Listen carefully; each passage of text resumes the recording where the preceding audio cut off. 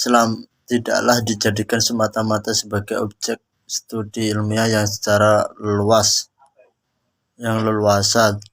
ditundukkan pada prinsip yang berlaku di dunia keilmuan, tetapi diletakkan sesuai dengan kedudukan sebagai doktrin yang kebenarannya diyakini.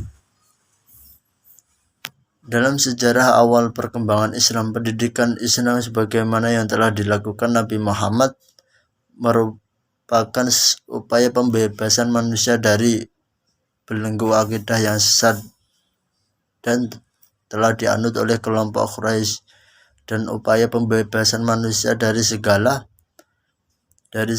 bentuk penindasan sesuatu kelompok dan terhadap kelompok yang lain dipandang rendah. Selanjutnya, signifikasi agama dan kehidupan beragama tak dapat dipisahkan dari kehidupan seseorang. Mempelajari agama bukanlah hanya hak pemeluk agama itu sendiri, tetapi juga diperbolehkan bagi orang yang beragama berbeda. Bagi pemeluk agama sendiri, mempelajari agama tujuannya adalah untuk memperdalam pengetahuannya tentang agamanya dan meningkatkan kepercayaan terhadap agama tersebut. Selanjutnya adalah tujuan studi Islam. Studi Islam merupakan sebuah usaha untuk mempelajari Islam secara mendalam dan segala seluk-beluk yang berhubungan dengan agama Islam. Studi Islam ini mempunyai tujuan yang jelas dan menunjukkan arah studi Islam tersebut. Adapun arah dan tujuan studi Islam dapat dirumuskan sebagai berikut. Yang pertama, untuk mempelajari secara mendalam tentang hakikat agama Islam itu, bagaimana posisi serta hubungannya dengan agama yang lain dalam kehidupan budaya manusia. Berhubungan dengan ini, studi Islam dilaksanakan asumsi bahwa sebenarnya agama Islam dilaksanakan berdasarkan asumsi bahwa sebenarnya agama Islam diturunkan oleh Allah adalah untuk membimbing dan mengarahkan serta menyempurnakan pertumbuhan dan perkembangan agama-agama dan budaya umat manusia di muka bumi. Dari sini kemudian ditransformasikan kepada generasi penerusnya dan dihadapkan dengan budaya dan peradaban modern agar mampu beradaptasi. Yang kedua adalah untuk mempelajari secara mendalam sumber dasar ajaran agama Islam yang tetap abadi dan dinamis, dan bagaimana aktualisasinya sepanjang sejarahnya. Studi ini berasumsi bahwa agama Islam sebagai agama samawi terakhir membawa ajaran yang bersifat final dan mampu memecahkan masalah kehidupan manusia serta menjawab tantangan dan tuntutannya sepanjang zaman. Yang ketiga adalah untuk mempelajari secara mendalam prinsip-prinsip dan nilai-nilai dasar ajaran agama Islam dan bagaimana realisasinya, dan membimbing dan mengarahkan serta mengontrol perkembangan budaya dan peradaban manusia pada zaman modern ini. Studi keislaman di kalangan umat Islam sendiri tentunya sangat berbeda tujuan dan motivasinya dengan yang dilakukan oleh orang-orang di luar kalangan umat Islam. Di kalangan ini, studi Islam bertujuan untuk memahami dan mendalami serta membahas ajaran-ajaran Islam agar dapat melaksanakan dan mengamalkannya dengan benar. Sedangkan di luar kalangan umat Islam bertujuan untuk mempelajari seluk-beluk keagamaan yang berlaku di kalangan umat Islam. Adapun arah dan tujuan studi Islam dapat dirumuskan sebagai berikut.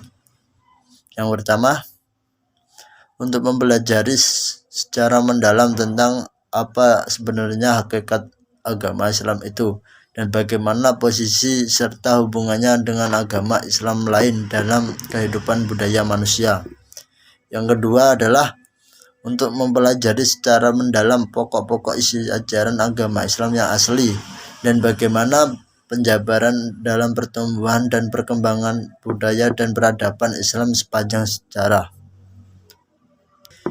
Yang ketiga adalah untuk mempelajari secara mendalam sumber-sumber dasar ajaran agama Islam yang tetap abadi dan dinamis, dan bagaimana aktualisasinya sepanjang sejarahnya.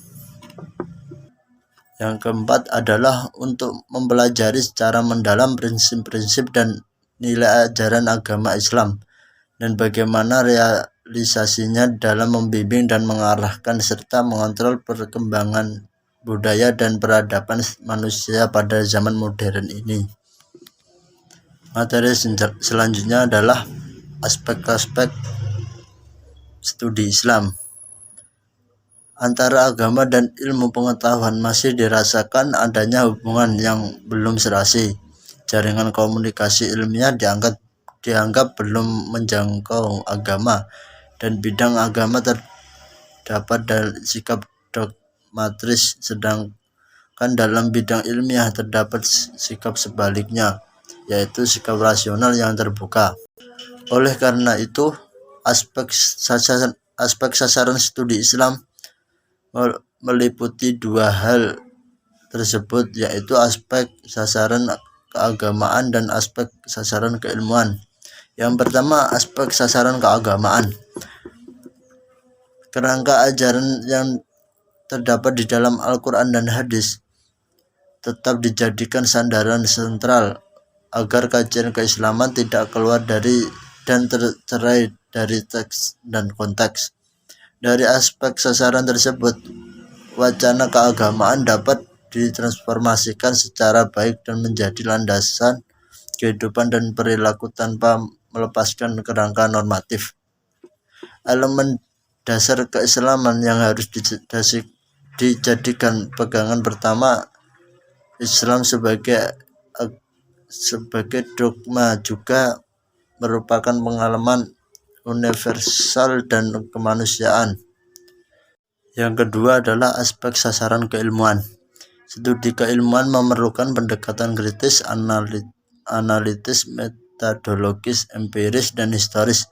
Dengan demikian, studi Islam sebagai aspek sasaran keilmuan membutuhkan berbagai pendekatan. Selain itu, ilmu pengetahuan tidak kenal dan tidak terkait kepada wahyu, ilmu yang beranjak dan terikat pada pemikiran rasional. Oleh karena itu, kajian keislaman yang bernuansa Islamiah meliputi aspek kepercayaan normatif, dogmatis yang bersumber dari wahyu, dan aspek perilaku manusia yang lahir dari dorongan kepercayaan. Yang selanjutnya adalah pertumbuhan dan perkembangan studi Islam. Ada 8 yang mengenai tentang pertumbuhan dan perkembangan studi Islam. Yang pertama, pada masa Rasulullah. Yang kedua, masa pasca Rasulullah. Yang ketiga, studi Islam di dunia barat. Yang keempat, studi Islam di Indonesia. Yang kelima, studi Islam di negara muslim atau dunia timur. Yang keenam, studi Islam di negara barat. Yang ketujuh, studi Islam di barat. Yang kedelapan, model pendekatan kajian Islam di barat. Materi selanjutnya adalah asal-usul studi Islam. Pendidikan Islam di Indonesia tidak pernah lepas dari semangat penyebaran Islam yang dilakukan secara intensif oleh para pendahulu dalam kerangka perpaduan antara konteks ke-Indonesia dengan keislaman. Pada awalnya pendidikan Islam dalam bentuk halakoh, kemudian bentuk madrasah. Selain pesantren, pendidikan Islam di Indonesia diharapkan pada tantangan semakin berkembangnya model-model pendidikan.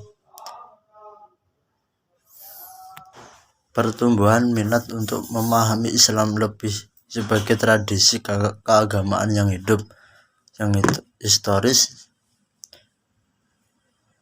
ketimbang kumpulan tataran doktrin yang terdapat dalam Al-Quran dan hadis.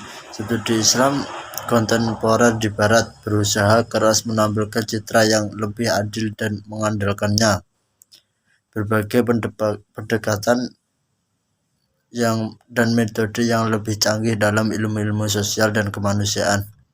Islam tidaklah dijadikan semata-mata sebagai proyek studi, sebagai objek studi yang ilmiah yang terhadap kelompok lain yang dipandang rendah status sosialnya.